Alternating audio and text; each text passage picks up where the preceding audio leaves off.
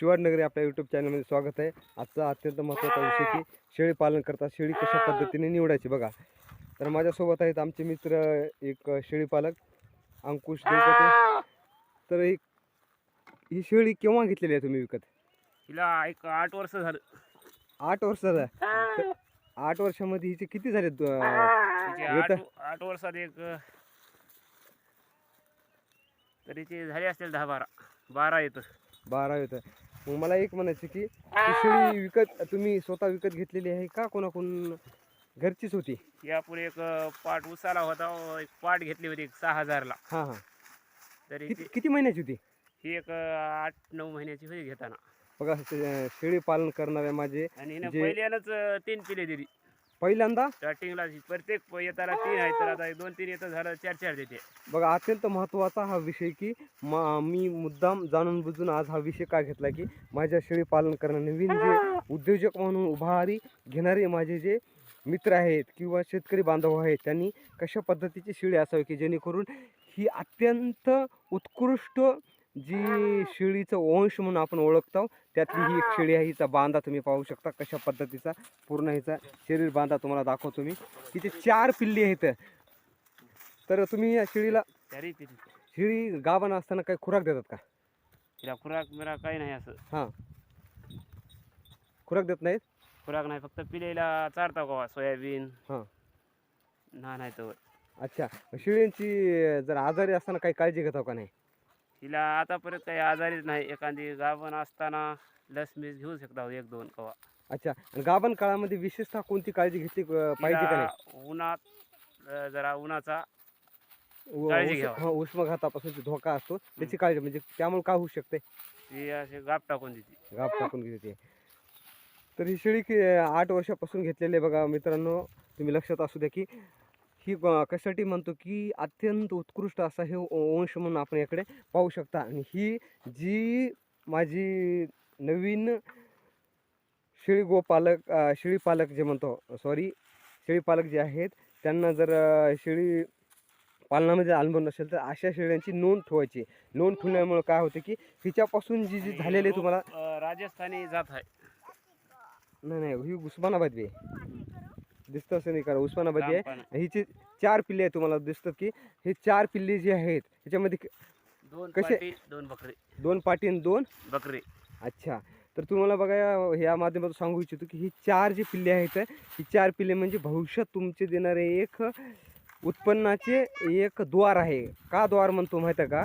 कारण ह्यांची जर जतन ठेवलं तर यांच्यापासून निर्माण होणाऱ्या पिढ्या आहेत 3 ते 4 पिल्ले सहज देऊ शकतात।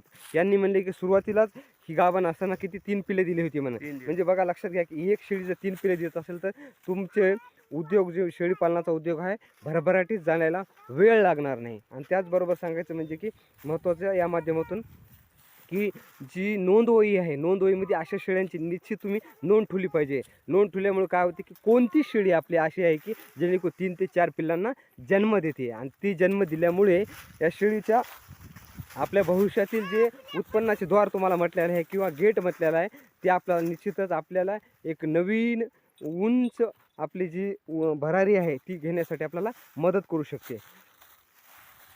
ठीक आहे, धन्यवाद तुम्ही माहिती दिल्याबद्दल। हिचा पाहू शकता की शारीरिक बांधा पूर्ण इकडे ही साईड दाखवा बघा पूर्णतः इथं कशा पद्धतीचा